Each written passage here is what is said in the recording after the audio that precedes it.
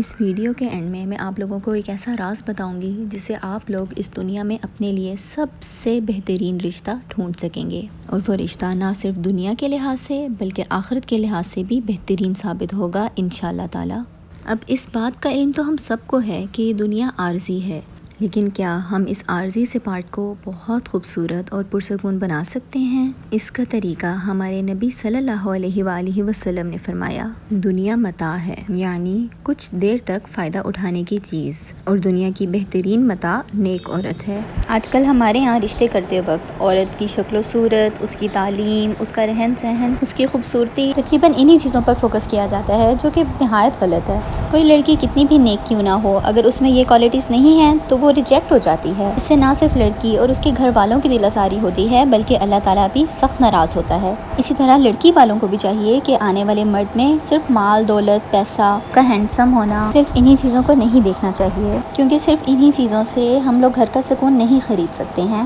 ہاں، آج کل کے دور میں پیسہ ہونا بہت ضروری ہے، لیکن ہم اس چیز کی دعا اللہ تعالیٰ سے کر سکتے ہیں کہ اللہ تعالیٰ ہمارے رزق میں برکت نصیب فرما، اور سچے دل سے مانگی ہوئی دعا تو اللہ پاک ہر حال میں قبول فرماتا ہے۔ اگر ہماری قسمت میں بہت زیادہ مال و دولت اور پیسہ ہے تو وہ ہمیں شادی کے بعد بھی مل جائے گا۔ صرف پیسے کو بیس بنا کر اچھے پروپوزلز کو ریجیکٹ نہیں کرنا چاہیے۔ اب سوال یہ اٹھتا ہے کہ ہمیں کیسے پتہ چلے کہ لوگ نیک بھی ہیں کہ نہیں ہیں، کیونکہ آج کل بہت سے لوگ صرف دکھاوے کا لبادہ اوڑھی بیٹھے ہیں۔ تو ایسا کیا طریقہ ہے جس سے ہم اپنے لیے پرفیکٹ لائف پارٹنر کو چوز کر سکتے ہیں؟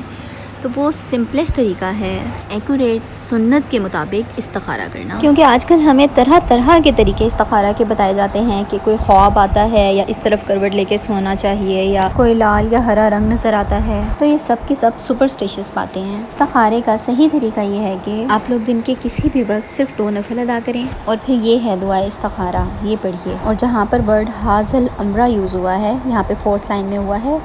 تو یہاں پر آپ اپنا کام بیان کریں۔ مطلب اگر آپ جاننا چاہتے ہیں کہ فلانا رشتہ بہتر ہے کہ نہیں، تو یہ چیز امیجن کریے یہاں پر۔ اب کیونکہ ہم لوگوں کو عربک نہیں آتی، تو بہتر یہ ہے کہ ہم لوگ اس کا اردو ترجمہ ضرور پڑھ لیں، تاکہ ہم لوگ مکمل فیل اور ایموشنز کے ساتھ اللہ تعالیٰ سے دعا مانگ سکیں، ہم جانتے ہوں کہ ہم اللہ تعالیٰ سے آخر مانگ کیا رہے ہیں۔ اور بس اتنا سا ہے استخارے کا عمل، جسے ہم لوگ پتہ نہیں کیا سمجھتے ہیں۔ اب یہاں پر دوسری ایک اور اہم بات یہ ہے کہ ہمیں استخارہ خود کرنا چاہیے، نہ کہ کسی بھی اور انسان سے کروانا چاہیے، چاہے وہ کتنا بھی نیک کیوں نہ ہو، کیونکہ یہ بات تو انڈرسٹوڈ ہے کہ اپنے معاملے کو لے کر جتنا آپ خود پریشان ہیں اتنا اور کوئی دوسرا بندہ نہیں ہو سکتا پریشان۔ خاص طور پر آپ کے گھر سے باہر تو کوئی بندہ بالکل بھی اتنا پریشان آپ کے معاملے کو لے کر نہیں ہو سکتا، تو وہ کیسے اللہ تعالیٰ سے اس فیل کے ساتھ، اس ایموشن کے ساتھ دعا مانگے گا جس طرح سے آپ خود اپنے لیے مانگیں گے۔ صحابہ فرماتے ہیں کہ رسول اللہ صلی اللہ علیہ وآلہ وسلم ہمیں اپنے تمام معاملات میں استخارہ کرنے کی اس طرح تعلیم دیتے تھے جس طرح قرآن کی کوئی سورت سکھلاتے۔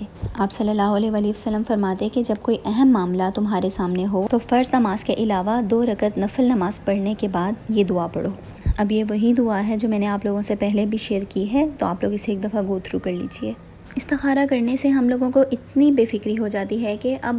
جو بھی فیصلہ ہمارے پیرنٹس لیتے ہیں یا ہم لیتے ہیں، ہمیں یہ بات پتہ ہوتی ہے کہ اس میں اللہ تعالیٰ کی مرضی بھی شامل ہو چکی ہے۔ اب غیب کا علم تو صرف اللہ تعالیٰ کے پاس ہے۔ اب ہمارا کام ہے کہ بے فکر ہو کر صرف اور صرف ہم اللہ تعالیٰ کے اوپر بھروسہ رکھیں اور اپنا سارا معاملہ اللہ تعالیٰ کے اوپر چھوڑ دیں، کیونکہ اگر ہمارے حق میں یہ رشتہ بہتر ہوا تو دنیا کی کوئی بھی طاقت یہ رشتہ ختم نہیں کر سکتی، اور اگر یہ رشتہ ہمارے حق میں بہتر نہیں ہے تو بھی آپ اللہ تعالیٰ پر چھوڑ دیجئے۔ اللہ تعالیٰ خود ہی ایسے وسیلے بنائے گا کہ آپ لوگوں سے یہ رشتہ خود بخود دور ہو جائے گا، اور اللہ تعالیٰ اس سے کہیں زیادہ بہتر جگہ پر آپ لوگوں کا رشتہ طے کروا دیں گے انشاءاللہ۔ بس آپ لوگوں نے اللہ تعالیٰ کے فیصلے پر پورا بھروسہ رکھنا ہے، اور اگر رشتہ طے ہو جانے کے بعد یا ایون شادی ہو جانے کے بعد کسی بھی چھوٹی موٹی لڑائی کے باعث اگر کبھی آپ کے ذہن میں یہ بات آتی ہے کہ کاش اس سے بہتر تھا یہ ہو جاتا، یا اس سے بہتر تھا فلاں جگہ رشتہ ہو جاتا، تو یاد رکھیے گا یہ صرف اور صرف آپ کو شیطان بھرگلا رہا ہے، اور اس پوری دنیا میں اگر اس آدمی یا اس عورت سے جس سے آپ کا رشتہ یا شادی ہوئی ہے کوئی بھی اور انسان بہتر ہوتا آپ کے لیے تو آپ کو وہی ملتا۔ بس اللہ سبحانہ تعالیٰ سے دعا ہے کہ اللہ پاک ہم لوگوں کو صابر بنا دے، اور اللہ تعالیٰ ہمارے رشتوں میں بے پناہ محبت ڈال دے۔ اللہ تعالیٰ ہر لڑکی اور ہر لڑکے کے بہترین نصیب کرے، اور پھر ان خوبصورت رشتوں کو خوش اسلوبی اور احسن طریقے سے نبھانے کی بھی توفیق نصیب فرمائے، آمین۔